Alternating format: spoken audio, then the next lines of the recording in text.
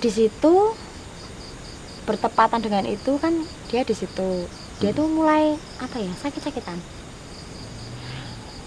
Mungkin teman-teman saya mengira itu saya yang bakal nggak apa ya, nggak yang bakal diganggu terus. Kan balik ke awal tadi, di situ kan agak nggak, di kafe itu nggak beres, selalu ada dupa gitu. Kalau ada orang meninggal itu pintunya gerbang dibuka. Kalau setiap ada orang meninggal di kampung situ? Nggak di kampung, kayak ada kecelakaan di depan kafe. Iya, itu dibuka. Nggak tahu kenapa, saya juga nggak tahu. Itu pasti dibuka. Jadi ketika ada kejadian orang tabrakan, ya tabrakan lah, kan pernah kejadian ada yang sering meninggal kalau kejadian di situ. Saya tahunya tuh selalu meninggal. Waktu di depan kafe? Iya, di depan, di samping, pokoknya deket sama kafe tuh langsung dibuka sama kuncinya. Biasanya seperti itu. Itu terus dikira kan teman kasir saya itu kan sakit-sakit, kan saya juga, kan sebelumnya kan saya duluan yang suka sakit, suka kesurupan. Kira anak-anak itu mungkin banyak yang tahu sih kalau di situ seperti itu. Assalamualaikum warahmatullahi wabarakatuh. Jumpa lagi dengan Gondol TV.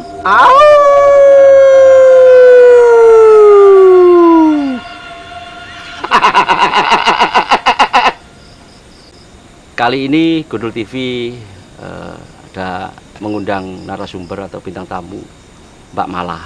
Ya. Mbak Mala Angela.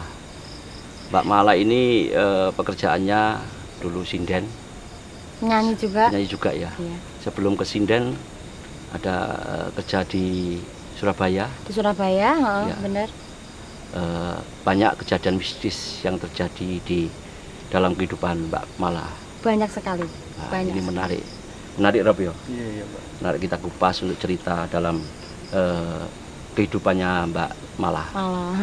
Monggo Mbak. Sebelum itu kodamnya apa Mbak Mala? Ada sih kedam, ada dari leluhur. Oh ada ya? Ada. Kalau bisa boleh disebutkan mungkin dari apa? Penonton ada yang tahu sekarang ini, mungkin ya ada yang bisa melihat, mungkin tahu kalau saya ada kodam leluhur saya. Boleh disebut kodamnya apa Mbak? Leluhur kakek tua. Oh kakek tua. Ya. Kalau Robi ini kodamnya siluman belonceng. Iya. Ubi rambat. Iya. Oke, Mbak Mala, monggo untuk menceritakan pengalaman mistis dalam kehidupan jenengan. Awal mulanya ini kan saya bisa dibilang indigo ya. Untuk orang-orang mungkin kata-kata istilah kerennya saat ini itu indigo. Cuman nggak tahu itu indigo apa bukan. Tapi menurut saya tuh waktu itu umur berapa, Mbak? Umur 8 tahun. Awal mulanya tuh saya umur 8 tahun. 8 tahun. Saya ketemu itu pas saya lagi tidur umur 8 tahun. Biasanya kan saya tidurnya sama bapak. Yeah. Tidur sama bapak. Di sebelah ranjang itu ada kursi. Kursi zaman dulu, kursi kayu kayak gitu. Pas waktu saya tidur duluan, tiba-tiba saya melihat di kursi itu ada orang, nggak tahu itu orang apa atau apa ya, berbulu. Itu malam ya kejadian? Iya malam. Waktu saya tidur itu malam, sekitar jam 9 apa 10-an gitu. Itu terlihat sosok itu. Saya kan belum tidur pulas gitu ya. Ngelilir ya, bahasa Jawa ngelilir. Iya. Ngelilir. Waktu pas saya lihat itu, saya kira bapak saya. Saya lihat bapak saya masih rep-repan gitu kan tidurnya. Aku lihat terus, kok tiba-tiba matanya tuh merah. Saya kira tuh bapak saya. Sosok tadi matanya merah. Mata merah. Biasa sebelumnya tuh biasa aja, segede orang dewasa gitu. Normal lah. Iya normal. Tiba-tiba tambah gede berbulu. Terus matanya merah itu. Aku tak lihat terus, aku duduk. Pas itu saya duduk. Habis tidur saya duduk. Saya kira bapak saya panggil Pak gitu kan. Pak, dia nggak nyaut. Tapi hadap ke saya. Kan posisinya agak remang-remang gitu ya. Hadap saya. Saya lihatin terus, dia masih natap saya, matanya merah. Itu kan saya, namanya anak kecil tuh apa ya, agak ngebleng, ngowoh. Begini terus saya lihat itu. Tiba-tiba sambil kaget ya. Iya, tiba-tiba saya teriak. inget kalau itu bukan bapak saya. Ingatnya gimana Mbak? Ya Atau inget aja. ada bulunya itu? Iya ada ya? bulunya, tiba-tiba langsung inget aja. Terus teriak, bapak saya masuk. Akhirnya kan bapak saya, tiba-tiba bapak saya masuk. Di situ lalu baru sadar kalau itu bukan bapak saya. Waktu bapak saya masuk, hilang. Lu mang sopo kan gitu. Iya. Mang sopo sing lu Kaget gulung. saya. Itu pertama sekali saya lihat makhluk seperti itu. Waktu Gitu. itu enggak makhluk seperti itu enggak berkata apa-apa Mbak? Enggak, dia diam saja. Hanya melihat melotot. Iya, hanya melihat, melotot, matanya merah, berbulu semua, besar. Sebesar apa ya? Sampai nyentuh genteng rumah saya, genteng kamar rumah itu. Oh, awalnya normal ya, Normal. makhluk itu normal seperti Normal, manusia duduk. biasa. Iya, duduk. Tambah besar, tambah tinggi, Tambah besar, tambah tinggi, berbulu gitu. Itu pertama saya ketika sampai melihat itu, sampai bilang nggak ke bapak sampai masih shock, nangis. nangis. Nangis. Setelah itu saya itu panas, badannya panas, panas muntah-muntah tuh beberapa hari, ada 1 mingguan. Nggak bilang ke orang tua? Belum, masih shock. Nggak sekolah, nggak apa. Ada ya 6 hari, 5 atau 6 hari gitu. Cuma ditanyai lah pondok gitu. Iya, ya. kenapa sampai ada dukun ke rumah, sampai gitu juga. Sampai diceluk nolek iki bingung ini apa. Itu awal cerita saya. Terus itu pada saat itu waktu sudah pulih baru saya cerita. Itu. Terus respon bapak waktu dengar kayak gitu? Ya biasa, mungkin itu hal normal katanya gitu. Oh, antara percaya nggak percaya ya. Gitu. Biasanya enggak takut gitu aja. Iya. Itu awal mula. Dan yang paling seram untuk saya, yang paling Berkesan selami lah. selama hidup saya juga ada sangkutnya pautnya sampai ke orang tua saya juga. Itu ada lagi waktu saya kerja di Surabaya. Kerja di Surabaya. Di kafe Surabaya. Kafe nek Ya lah, kita ya. samarkan saja namanya. Ya. Itu di kafe Surabaya. Itu paling seram menurut saya. Itu maaf itu sebelum ke sinden gitu kan. Belum masuk ke dunia sinden. Sudah apa ya, nyanyi sih. Nyanyi. Cuman ya kayak nggak begitu kayak sekarang rame gitu. Iya, masih belajar kenalan lah. Itu waktu itu masih SMP. Nyanyi masih SMP. Setelah lulus SMP saya diajak kerja tetangga saya ke Surabaya. Itu begitu. Di Surabaya itu paling berkesan ya di kafe itu tadi. Gimana berkesannya Mbak? Di situ kan saya sudah dari awal apa kelas 2 umur 8 tahun itu tadi kan sudah mulai sering banyak sering lihat udah kan udah mulai terbiasa gitu kan. Iya. Lepas di kafe itu makin kuat energinya tuh, sangat kuat menurut saya. Sampai saya itu nggak kuat, mental kena, semuanya kena sampai stres. Itu di lokasi kerjaan? Iya, di kerjaan saya di apa kafe itu. Maaf, enggak di kos ya? Bukan. Di lokasi pekerjaan. Saya tuh tidurnya mes. Oh, iya, tadi dia kerja di situ, tidurnya juga di situ, ada mesnya, ada. Pertama kali saya masuk ke situ, ke kafe situ, awalnya sih biasa aja. Cuman saya tahu pertama masuk itu hal mistis udah ada. Awal masuk itu di gerbang itu kayak ada apa ya? Maaf ya. Rasanya itu kotoran sapi. Kotoran sapi itu menggunung pas di gerbang. Saya kan tanda tanya itu. Itu hanya sampean yang ilusi lihat saja. Ilusi, mungkin kalau orang umum mungkin nggak lihat itu. Tapi ada kotoran menggunung gitu kan, pas di tengah-tengah gerbangnya itu. Gerbang masuk kafenya. Saya kan biasa aja. Ada sih bertanya-tanya kok ada seperti itu. Akhirnya nggak dipusingkan lah. Masuk aja di situ kerja. Sehari, 2 hari biasa aja, nggak ada apa-apa. Ya. Tapi waktu ada semingguan lah, mau seminggu, mulai terasa horornya. Kayak gimana? Horornya kayak gimana, Mbak? Horornya itu kayak kan waktu break kerja, istirahat gitu kan. Ya. Kalau di kafe kan remang-remang. Ya. Remang-remang. Kan ada sisi untuk istirahat, ada pojokan-pojokan untuk istirahat gitu. Saya di situ sama teman-teman saya. Waktu untuk ngobrol. Iya, waktu istirahat. kan nunggu apa istirahat kan tetap di situ biasanya tuh stay-nya di situ. Aku di situ sama teman-teman mungkin ada 3 orang kali ya, 3 orang.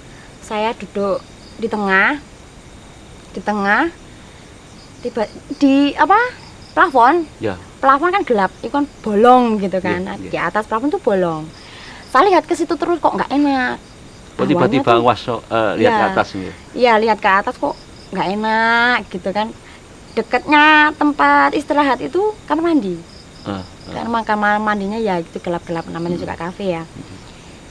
Di situ duduk bertiga duduk. Yang sebelah saya sini tuh udah ada yang manggil, maksudnya pelanggan yang itu dia pergi ke sana. Saya di sini sendirian. Yang sebelah saya masih ada. Sebelah merinding. Maaf. Tiba-tiba dari atas itu langsung jatuh blek situ. Langsung ke pangkuan jenengan? Iya, langsung ke pangkuan saya. Iku apa, Mbak? Bisa dibilang pakai poci gitu. Blek di pangkuan saya, langsung itu. Iku berhadapan sampai pas gitu. Dia tengkurap. Tengkurap. Saya nggak sempat lihat wajahnya. Blek di sini, teman saya itu jatuh. Saya langsung pingsan. Teman sampean berarti lihat jatuh, juga? Enggak lihat. Dia bilangnya waktu saya udah siuman dia nggak lihat. Oh, jatuhnya karena apa? Nggak tahu, tiba-tiba jatuh aja gitu, nggak tahu refleks kenapa. Nggak tahu kaget kenapa, tiba-tiba jatuh aja, terus saya pingsan di situ. Bayang loh, blek langsung ke sini. Poci. Biasanya nang kafe kan mangku purel, ini mangku pocong, Pak. Ya. Ini. Terus ketika itu sampai pingsan. Pingsan di situ saya pingsan. Nggih. Terus bawa kan ke kamar mes itu tadi, saya nggak kerja. Di situ ada lagi. Lain hari. Lain hari ada cerita lagi waktu saya libur itu. Nah, ini awal mula saya ketemu sama barang seperti itu anak kecil sekitar umur berapa ya, 7 tahunan. Anak kecil tapi barang apa? Anak kecil ya, barang gaib lah. Bisa dibilang dia itu leluhurnya yang ada di situ. Leluhur pertama kali dia berada di situ. Sampai apa ya? Kalau saya lihat kayak Poci, kayak Mbak Kunti gitu kan. Kalau dia ada itu menunduk. Oh, ketika yang menunduk yang barang gaib itu tadi. Iya, barang gaib lainnya. Maksudnya menunduk ketika ada anak kecil tadi. Iya. Oh, berarti ini leluhurnya sesepuhnya situ. di situ ya. Ya bisa dibilang begitu. Waktu itu kan saya kenal dia nyamperin saya. Kan kaget gitu kan, saya kira ya orang biasa. Dia emang seperti orang biasa. Enggak pucet, enggak pucet normal lah, normal. Seperti anak TK gitu. Datang ke saya waktu bangun itu kan masih lemes, datang ke saya. Katanya, itu bangun tidurnya kan? Iya, dibangunin di kamar itu. Malam hari. Iya, malam hari. Mbak. Oh, berarti tengah menjelang malam. Enggak malam hari sih. Mungkin jam 8-an setelah sholat Isya. Oh. Saya di situ dibangunin, Mbak gitu. Ngomongnya masih apa? Pelo, bahasa Jawa. Iya kan kayak anak kecil. Iya, kayak anak kecil gitu. Teteh. Masih gitu, Mbak, bangun. Tuh. Aku langsung duduk. Tak lihat kayak orang biasa gitu. Saya masih nggak nge kalau itu barang gaib. Iya. Aku bilang gitu, ada apa Dek? Gitu kan. Saya kira itu saudaranya yang punya kafe. Ya. Saya kira itu. Ada apa Dek? Aku bilangnya gitu. Nggak apa-apa, ayo kita main kayak biasanya di tempat. Maaf, di situ ada sebelumnya ada pohon keres di belakang. Sebelah mes ada pohon keres. Saya kan suka main di situ, suka cari-cari pohonnya gitu. Dia juga suka di situ. Saya sukanya waktu di kafe di dalam kafe itu sukanya main-main kayak tutup botol. Maaf, bir. Saya suka main itu, dia juga suka. Gitu. Saya duduknya suka bergelantungan kakinya, dia juga suka. Sama mirip kayak saya gitu suka. Maaf, yang ngajak main tadi jenengan apa? Aku nggak ngajak main. Waktu itu kan belum kelihatan dia. Oh iya. Cuman dia tuh bilang sama saya, kalau selama ini tuh kesukaan dia tuh sama kayak saya. Sama, gitu. Iya. Waktu bilang gitu, dia ngajak main. Itu pas waktu saya bangun, Mbak ayo main. Ayo main ke pohon sana gitu. Dia yang ngajak. Iya, dia ngajak. Nggak tahu kenapa saya ikut aja. Namanya sampean pikir itu normal lah. Normal kan, saya pikir saudaranya yang punya kafe. Ya main aja gitu. Pas aku main, ada tuh bibi pembantu kafe yang biasanya masak, suruh masak. Itu bilang, ngapain? Malah lapo. Dok lapo ndok, nongko dewean. Kan sebelah kan sampah, saya duduk di apa?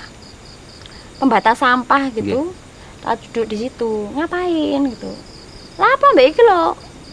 Bu, dulure Sindui kafe. Bilangnya gitu aku. Sopo? Iki lho Bu. Lho sopo kok aja main-main. Ngono aja guyonan ngomongnya kan ngono. Terus di situ saya baru ngeh. Kalau di situ tuh emang nggak ada siapa-siapa. Itu di situ dia hilang. Aku balik lagi ke kamar. Langsung panas lagi saya. Terus saya balik lagi kerja seperti biasa waktu sembuh. Kita seperti biasa. Dia muncul lagi. Tapi masih ketika sembuh masih berpikir Kak? Masih pikiran Kak?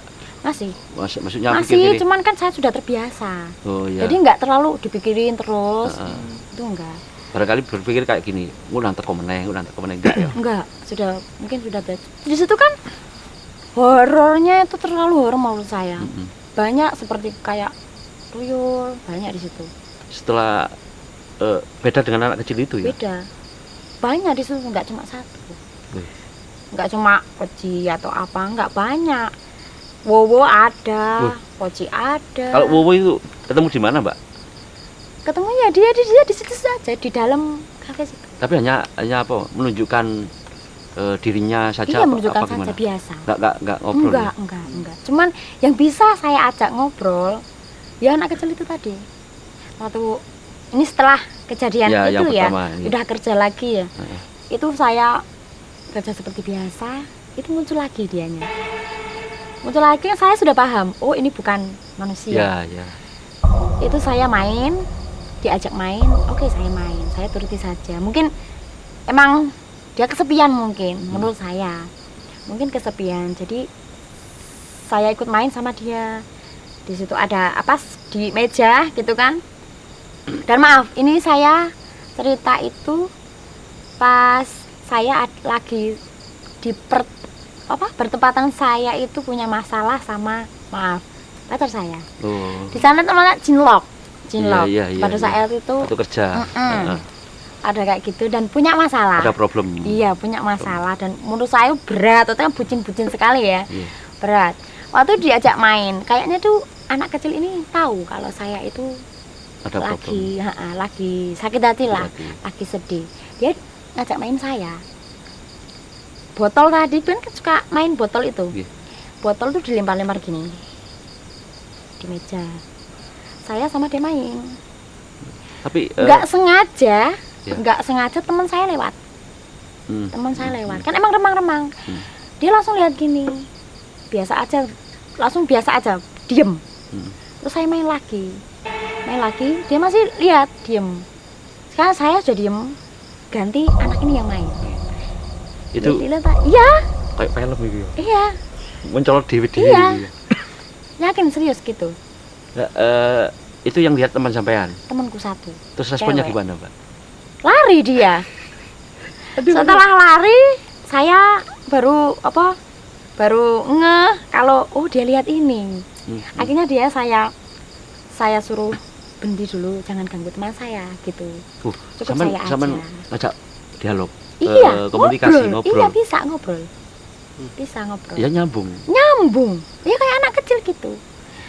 Mungkin apa ya? Kalau makhluk lainnya kan kadang ada yang kalau dilihat kan remang-remang, transparan. Kalau dia itu padat, asli kayak seperti manusia ya. Normal. Mungkin kekuatannya dia mungkin ya Kekuatannya. Ya, ya. besar. Betul. Mungkin logikanya kayak gitu. Mbak, kisaran umur arek cilik iku berapa? Lek nang kehidupan nyata ngene. 7 atau 8 pok SD tahun yo, gitu. SD ya, anak Tinggi SD. sak piro, Mbak? Tingginya seberapa ya? Segini mungkin ya. Kecil kok, 7 kecil. 8 tahun sih opo? Dia Sekolah kidal, SD. tapi jelas apa ya ngomongnya tuh runtun. Jelas gitu ngomongnya. Kidal, tapi kita Kidal. bisa mengerti.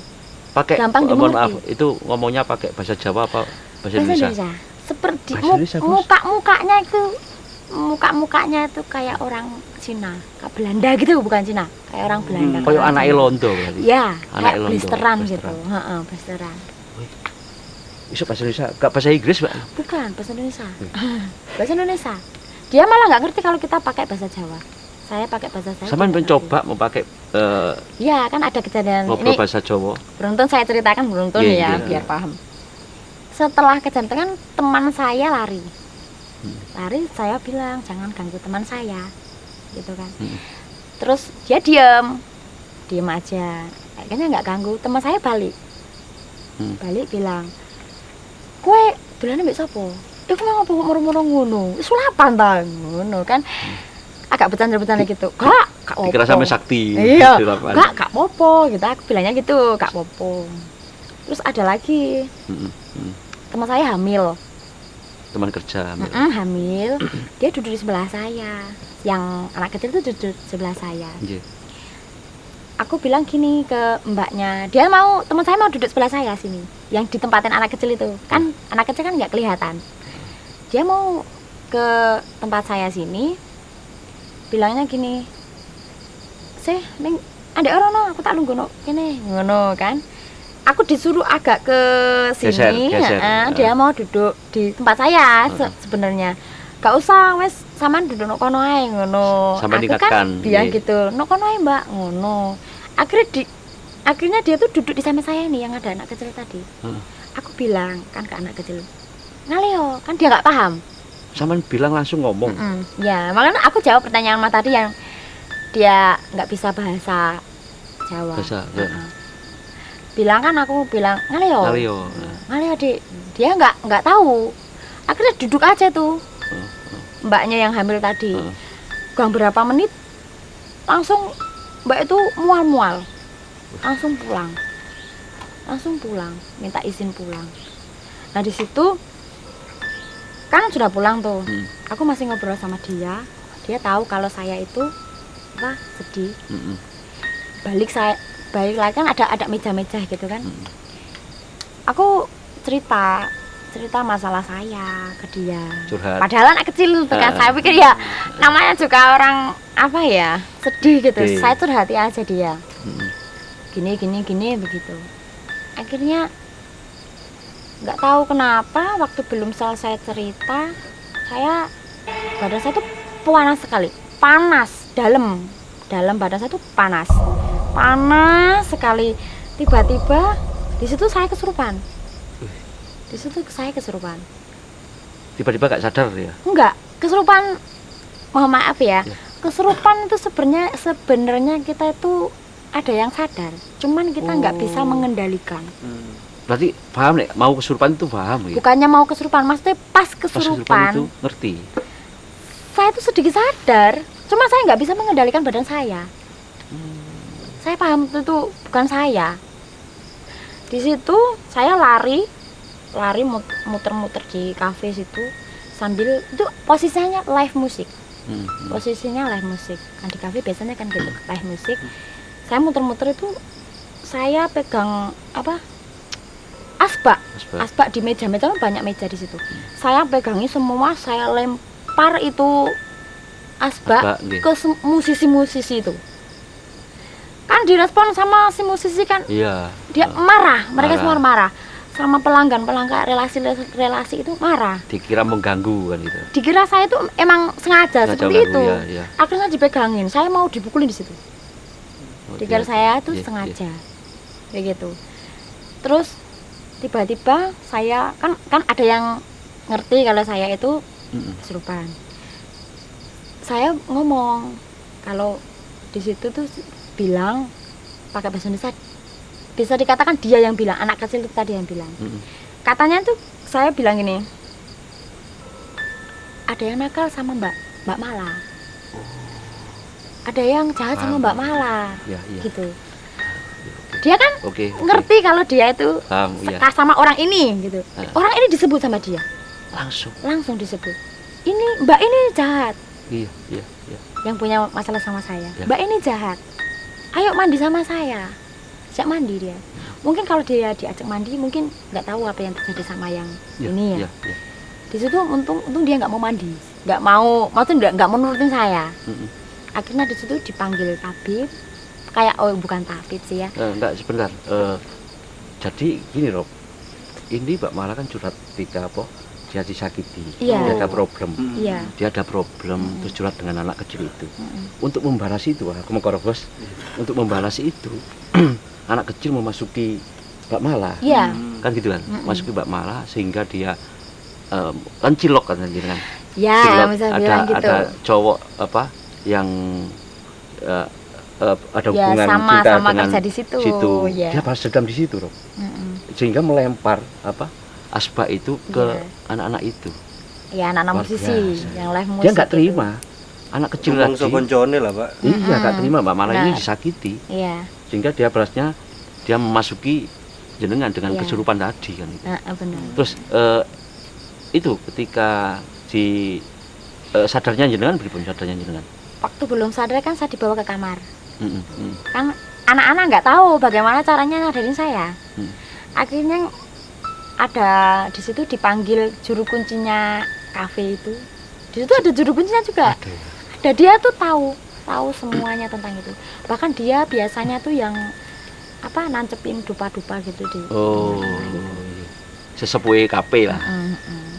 Nah, di situ mulai terungkap nih ada apa dengan kafe itu. Ya, begitu. Waktu juru kuncinya tuh datang. Dia nggak bisa nyembuhin saya.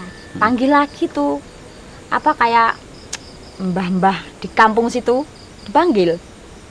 Dipanggil ke saya lalu disadarin, bisa sadar. Mbah-mbah itu tanya sama bukan mbah sih, dia masih muda, cuman di sana dipanggil mbah. Sesepuh desa. Cuman ya kayak orang pintar gitu, masih muda, cuman dipanggilnya mbah. Dia tanya saya, apa yang kamu rasakan, apa yang kamu temui, yang kamu tahu semua soal itu apa, kok kamu bisa seperti ini, awal kejadiannya seperti apa, gitu kan. Saya cerita semua, saya ketemu ini dan ini. Mbahnya bilang, oh bener berarti kamu nggak bohong, gitu. Itu setelah itu, pas sudah sadar itu ya, Mbah itu pulang. Dan ada yang juru kuncinya itu balik tanya-tanya sama saya, banyak sekali. Dia bilang, tanya sama saya, kok kamu bisa tahu anak kecil ini kan? Tadi kan saya sudah cerita ya, bareng bertiga. Kok bisa tahu anak kecil ini? Saya aja nggak tahu, gitu kan. Saya belum pernah ngerti anak ini, tapi dia tahu ceritanya soal anak ini, begitu. Saya tahu soalnya. Kesukaan saya sama ini sama anak ini. Ya, awal tadi. Ya. Setelah saya cerita itu, saya bilang sebenarnya di sini tuh ada apa, gitu kan? Kok ada kejadian seperti ini? Kalau nggak serius, mungkin saya nggak sampai kayak gini. Ya. Di sini energinya terlalu besar buat saya, gitu kan? Terus dibilang di dalam tempat-tempat yang angker di dalam kafe itu, dia bilang di kasir, saya belum tahu ya, di kasir itu ada sumur tua, itu masih ada juga kelihatan kan, ditutup. Ditutup. Bekasnya masih ada kelihatan. Di situ tuh ada kayak ular besar penunggunya di situ. Yang di sumur tadi. Di situ, terus saya pas udah tahu, udah terbiasa lagi main sama itu, terbiasa lagi nih. Ini ada lagi yang paling serem lagi. Setelah kesurupan itu sudah terbiasa lagi, Biasa datang lagi, kesurupan lagi. Tapi sebelum kesurupan lagi yang kedua kalinya. Tapi sebelum kesurupan itu, jenengan didatangi nggak sama anak kecil itu? Terus setiap hari dia main setiap sama hari. saya. Iya. Setiap hari dia main sama saya, didatengin lagi. Terus setiap hari sudah terbiasa. Ya. Ada kejadian lagi. Ini saya pas waktu sudah jam 3 kan biasanya tutupnya jam 3 itu kafe. Cuci baju. Saya cuci baju. Jam 3 pagi. Setelah jam 3:30 mungkin ya. Habis tutup kafe. Mau subuh itu. Saya cuci baju, belum subuh. Cuci baju. Kalau di sana mungkin subuhnya jam 4 atau jam 4. Berapa ya? Cuci baju. Di sebelah saya itu ada apa? Yang buat ngeringin, jemur baju kayak almini kayak gitu, gantungan. Itu masih saya cuci baju. Di sebelah saya kok kayak ada orang nggak enak gitu kan, sudah merinding semua. Saya lirik gini, kok ada kayak orang, kok ada rambutnya panjang gitu kan. Dia duduk di situ di atas, duduk. Di atas jemuran. Iya, di atas jemuran. Heran saya kok nggak jatuh. Apa itu?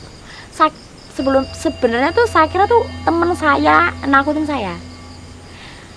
Oh, sama kira teman saya. Iya. Teman sampai.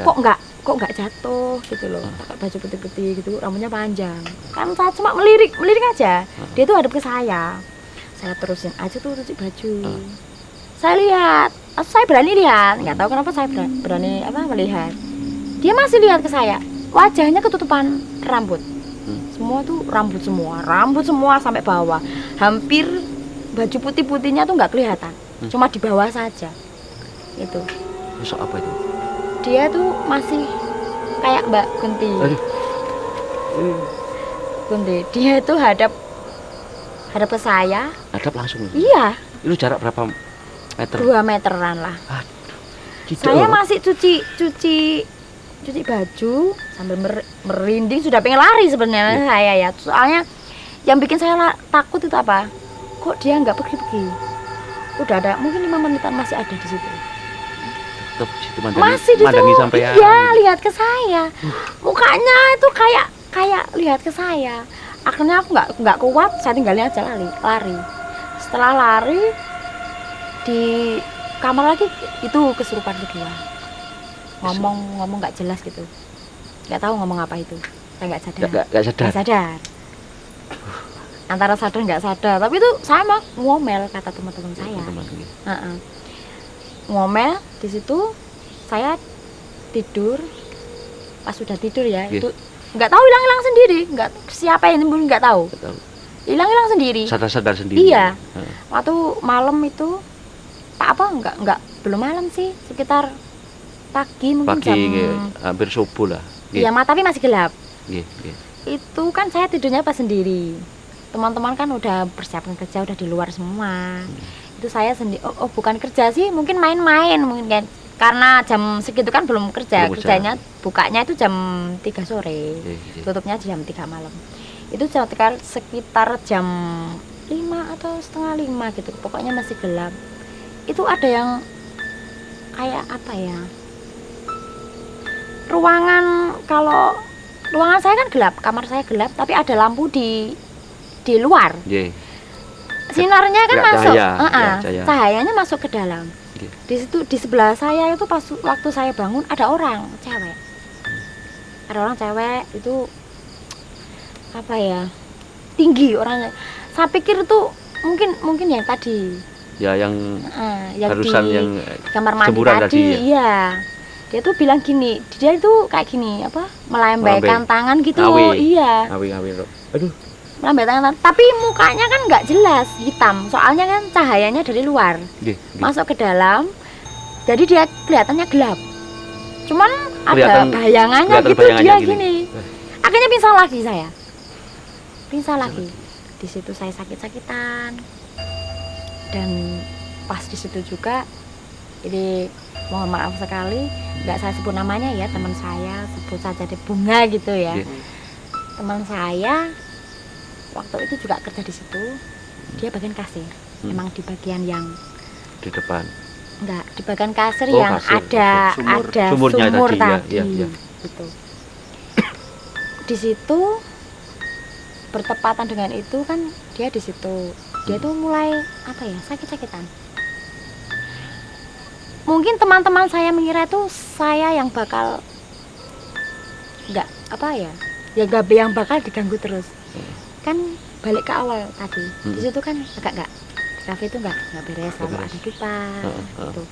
Kalau ada orang meninggal itu pintunya gerbang dibuka. Oh, kalau setiap ada orang meninggal di kampung situ? Enggak di kampung, kayak ada kecelakaan di depan kafe. Iya, itu dibuka. Nggak tahu kenapa, saya juga nggak tahu. Itu pasti dibuka. Jadi ketika ada kejadian orang tabrakan, ya tabrakan lah. Kan pernah kejadian ada yang sering meninggal kalau kejadian di situ. Saya tahunya tuh selalu meninggal. Waktu di depan kafe. Iya, di depan, di samping. Pokoknya dekat sama kafe itu langsung dibuka sama kuncinya. Biasanya seperti itu. Itu terus dikira kan teman kasir saya itu kan sakit-sakit. Kan saya juga. Kan sebelumnya kan saya duluan yang suka sakit, suka kesurupan. Dikira anak-anak itu mungkin banyak yang tahu sih kalau di situ seperti itu. Kalau ada yang bilang rumornya kalau setiap tahun itu selalu ada yang meninggal. Oh, semacam mohon maaf. Wadal. Iya, mungkin bisa dibilang begitu, kembal gitu mungkin. Tapi saya ini belum bisa memastikan ya, cuman rumornya itu seperti itu. Yang senior yang bilang kayak gitu. Kan ada yang bilang emang sih banyak, ada yang waitress meninggal, ada yang apa kayak satpam atau musisi yang ada di situ. Pegawai kafe. Pegawai. Anak-anak tuh mikirnya saya. Untuk sebagai ganti. Iya, di tahun itu saya. Soalnya saya terus yang diajar itu saya. Bahkan saya waktu itu sempat pulang gara-gara sakit itu dikiranya tuh ya apa ya? Saya masih ada di situ. Teman saya bilang, kamu kemana? Kan ada yang apa ya rollingan gitu kan, nggak tahu kalau saya pulang. Dia pas papa tuh pulang. Balik kan saya pulang, pas baliknya tuh dia nggak tahu kalau saya tuh pulang. Katanya kalau dia telepon saya, tolong apa minuman yang di sini dibawa ke depan, gitu kan. Dia nggak tahu kalau saya pulang. Aku bilang gini, saya udah pulang mas. Dari kemarin dari tadi pagi saya sudah pulang. Gitu. Sampai di rumah padahal ya? Iya di rumah. Loh, pulang piye? Loh kan mau aku kerja kamu nang gudang kok. Oh no, di gudang bagian minuman itu tadi. Iya. Itu. Terus di situ sudah ya, itu saya balik. Itu balik lagi. Waktu balik lagi, teman-teman tuh bilang, "Kamu nggak usah balik mendingan." Diingatkan teman-teman. Iya. Kalau kamu nggak balik, mungkin kamu yang akan kena gitu. Ini jatah kamu kan? Iya. Tahun ini jatah kamu sebagai pengantin tumbal. Iya gitu. Dan seremnya lagi, Terus, mohon maaf ketika sampean diingatkan teman sampean kayak gitu, diingatkan, ojo balik, ini jatahmu. Nanti gawe tumbal, misal kasarnya kayak gitu. Iya. Sampean jawab gimana, Mbak? Aku nggak percaya. Sampean tetap nantang. Saya kan mengerti itu, mengerti hal seperti itu. Saya bisa. Iya. Saya bisa melawan mereka. Ngapain saya takut sama mereka? Gitu. Mereka sama kita kan lebih sempurna, kita ngapain takut itu sama keyakinan mereka? Sampean, iya. Dari dulu saya nggak percaya sama gitu-gituan. Padahal saya cuma ya mengerti. Ya gitu. langsung berhadapan langsung. Cuman kayak tumbal kayak itu masih belum percaya saya. Akhirnya saya maksa balik. Balik lah, seremnya lagi. Waktu saya balik, teman saya itu yang bunga itu yang ngabari Yamen tadi bukan teman saya bunga yang kasir kasir yang sakit itu. Di sana saya baru ya nyampe situ, tiba-tiba dia tuh dibawa ke rumah sakit. Dari kafe situ, dari tempat kerjaan itu dibawa ke rumah sakit 2 hari. Saya masih di sana, saya dikabari semuanya kan dikabari jenguk ke rumah sakit ya di tempat sini lah rumah sakitnya di kota ya, kita kan sama saya. Sudah ke sana, waktu udah dijenguk ke rumah sakit, balik gang berapa menit belum sampai ke kafe itu, ya rombongan kita meninggal. Meninggal. Jadi malah itu dikira jenengan. Iya. Dikira jenengan yang akan menjadi tumbal. Iya, benar. Akhirnya teman kamu. Teman saya. Mungkin karena saya waktu itu pulang. Mungkin waktu saya pulang beralih ke situ. Terus Mbak, setelah itu sampai dengar kabar bahwa teman meninggal di rumah sakit. Shock sekali. Teman-teman bilang, waktu jenguk itu ngobrol nggak? Nggak bisa, dia sudah nggak bisa ngapa-ngapain. Iya, tubuhnya semua biru semuanya, Sudah, teman-teman juga mungkin ada firasat, dia, ini yang jadi itu dia, gitu. Mungkin ini waktunya dia, gitu. Untung bukannya untung sih, dikira teman-teman itu saya. Ya. Kok ternyata dia, gitu. Mungkin ini dia, bukan kamu. Teman saya ada yang bilang gitu. Lihat dia udah seperti ini, mungkin ini. Jadi iya, bukan kamu, gitu bilang. Langsung gitu. Iya. Jadi teman-teman sampainya kerja di situ. Hampir semuanya kayak itu sudah tahu. Terasa ya. Iya. Soal tumbal-tumbal itu semuanya hampir tahu. Bahkan saya kan yang ngasih tahu saya kan mereka. Nggih. Ya senior kan ya. Setelah itu Mbak, setelah kejadian Bunga itu meninggal. Itu saya sakit lagi. Setelah pulang dari rumah sakit itu kan balik lagi ke sana. Beberapa hari saya sakit lagi. Nggak tahu kok tiba-tiba sering sakit gitu, Wak. Sering sakit. Waktu itu anak kecil tadi juga bilang, Mbak, nyamperi sampai. Mbak jangan pulang. Gitu. Secara langsung ngomong sama saya.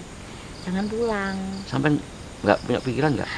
Itu ada pikiran saya tuh mau keluar dari situ. Nggak, maksudnya nanya ke anak kecil itu, ada apa di sini? Iya. Sampai tanya itu. Iya, waktu dia bilang gitu, Mbak jangan pulang.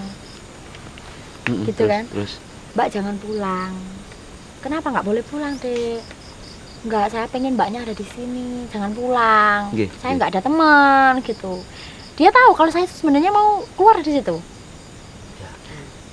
Bapak sama ibu saya juga nyuruh saya keluar dari situ. Karena itu tadi suka kesurupan, nggak kuat. Katanya orang indigo itu kan gampang dimasuki gitu. Jadi saya disuruh keluar sama sama ibu saya juga. Di situ waktu kan panas tuh di malam hari, waktu ngobrol itu kan saya masih panas ngobrol sama anak kecil itu. Itu panas, nggak turun-turun, masih ngobrol. Ditemani ya tuh aku sama anak kecil itu ditemani. Nah di situ ini di sisi lain ya, orang tua saya waktu malam itu mimpi berdua, bapak sama ibu saya itu mimpi dimimpiin anak kecil ini tadi. Mungkin dia kasihan. Kalau nggak percaya bisa tanya langsung ke orang tua saya. Alhamdulillah masih hidup. Itu orang dua-dua ini dimimpiin anak kecil itu, katanya suruh jemput saya. Bapak saya belum telepon saya, ibu saya belum telepon, langsung berangkat. Kan waktu itu bapak duluan katanya, dimimpiin, terus ibu juga bangun. Di situ mereka berdua katanya cerita kalau dimimpiin sama anak kecil perempuan itu. Itu katanya disuruh jemput kamu gitu. Akhirnya nggak telepon saya, nggak apa, langsung ke Surabaya. Di Surabaya langsung jemput saya. Sebelum jemput ya adik ini bilang, aku sudah ya Mbak, pulang aja, kasihan. Bilang ke saya gitu, kasihan. Kasihan kan selama ini kan seperti itu, kasihan. Selama pulang, sebelum pulang ya sebelum dijemput perjalanan pas belum orang tua saya belum nyampe, kan ada teman-teman saya Aku suruh keluar semua. Di situ itu semua mungkin apa ya? Mungkin agak lucu sih. Kayak si barang goib yang di situ kayak Poci, kayak Kunti, panggil sama anak kecil itu semua. Dikumpulin. Iya. Sama dikenalkan iya, sampai. Di situ. Ditunjukkan ke sampean di kamar. Semua yang tadi yang duduk perempuan itu yang biasa di kamar mandi.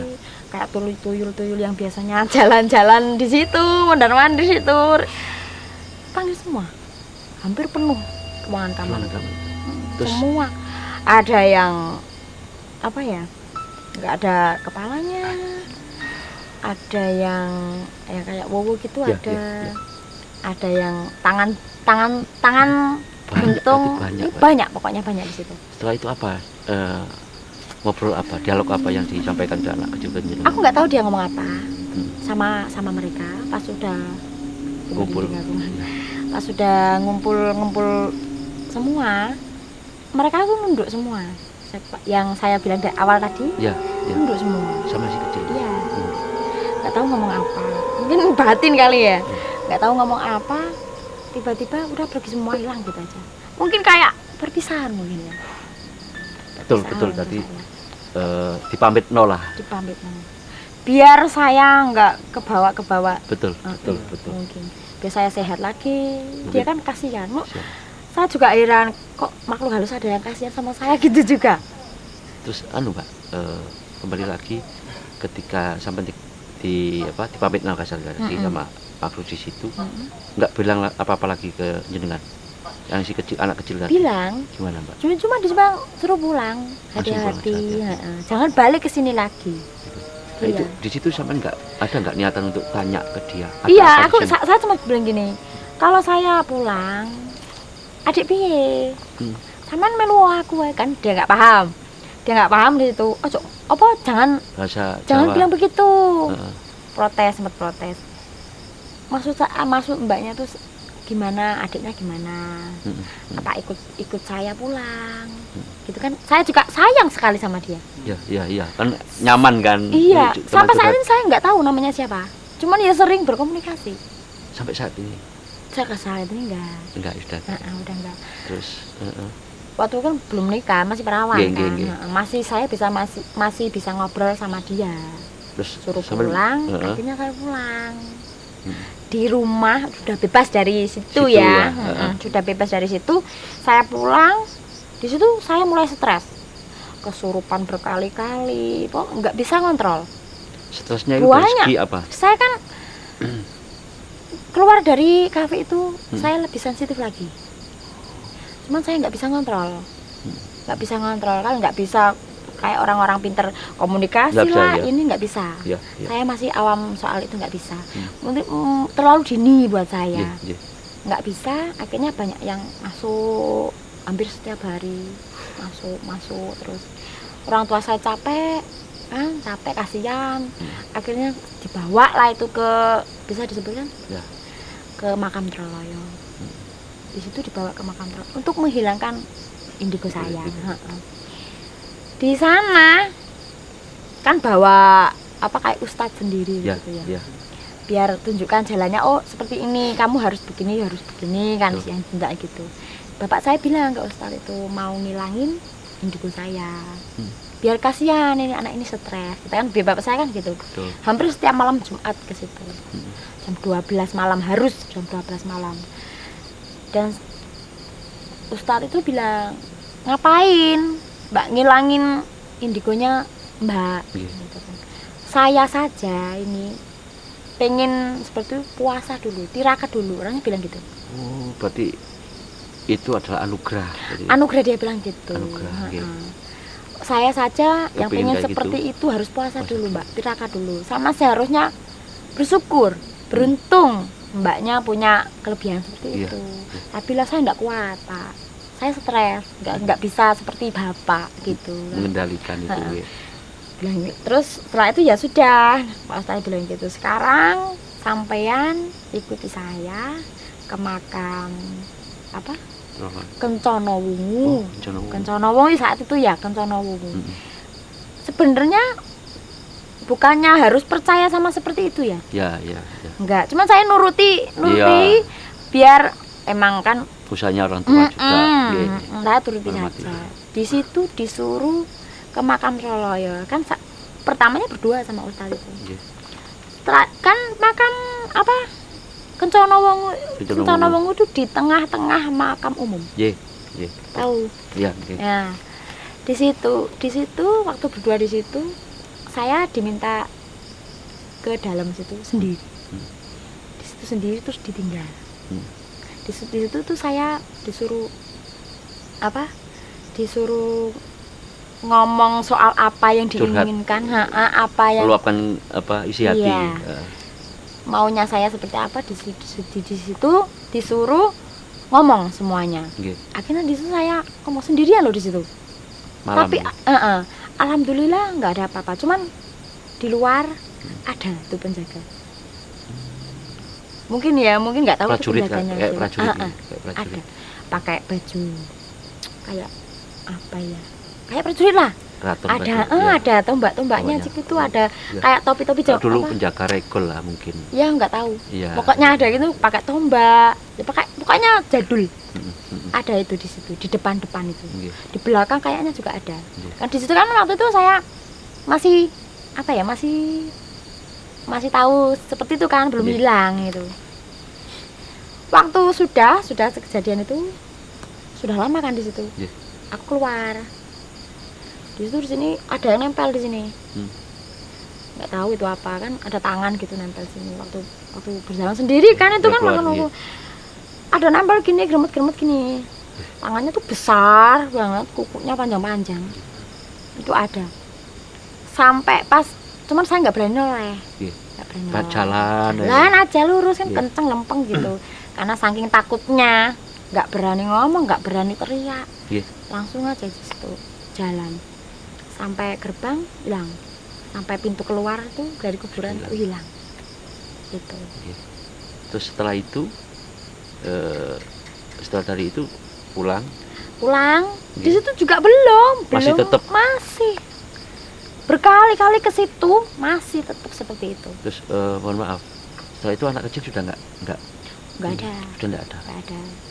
Nah setelah itu kan saya menikah itu. Jadi setelah itu masih sebelum saya menikah masih aja terus. Pas waktu saya kerja kayak nyanyi gitu sinden gitu tari ular kan saya sama tari ular juga masih aja diikutin. Sempat saya kejadian serem juga waktu tari ular. Bapak saya bawa kotak ular itu di belakang kan ditali di belakang gitu. Saya sama waktu punya pacar gitu kan, saya sama pacar di belakang bapak saya. Itu lewat sebelah kuburan, nggak tahu di daerah Sukorame sana. Kuburan itu mepet banget sama jalan. Nggak ada sekatannya apa gitu, nggak ada. Mepet sama jalan di sebelah kiri gitu ya. Pas waktu pulang sudah selesai kerja pulang, saya di belakang bapak saya. Waktu itu tuh aku lihat di situ. Lihat ke depan kan bapak saya itu kan sama ada kotak. Di belakangnya kotak. Di atas kotak. Ada Mbak Kuntinya duduk di situ. Duduk di tepan. Dia goyang-goyang gini. Dulu goyang, Pak. Aduh, merinding. Aku merinding sekali nih. Oke, Mbak Mala. Jadi memang kisah kehidupan yang luar biasa serem ya. Sampai mau dijadikan mungkin menurut saya mau dijadikan tumbal tadi terus nggak jadi. Mungkin ada kekuatan, ada yang menyelamatkan di situ. Itu nyata, Mbak. Nyata sekali. Terima kasih. Assalamualaikum warahmatullahi wabarakatuh.